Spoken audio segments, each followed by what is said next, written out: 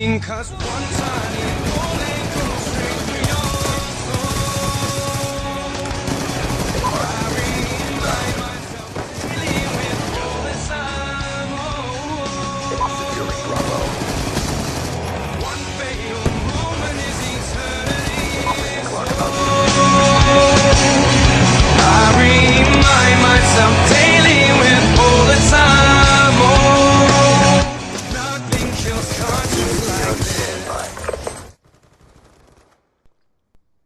Imagine for a moment that somewhere in the middle of Texas there was a large foreign military base, say Chinese or Russian. Imagine that thousands of armed foreign troops were constantly patrolling American streets in military vehicles. Imagine they were here under the auspices of keeping us safe, or promoting democracy, or protecting their strategic interests. Imagine that they operated outside of U.S. law and that the Constitution did not apply to them.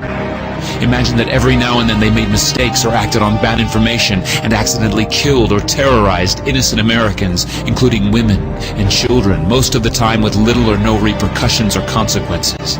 Imagine that they set up checkpoints on our soil and routinely searched and ransacked entire neighborhoods of homes. Imagine if Americans were fearful of these foreign troops and overwhelmingly thought America would be better off without their presence.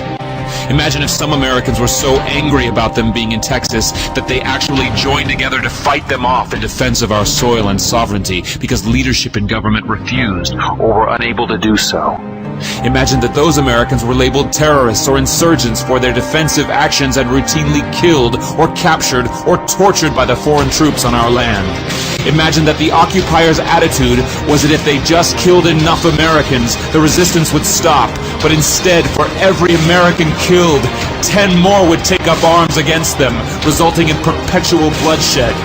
Imagine if most of the citizens of the foreign land also wanted these troops to return home.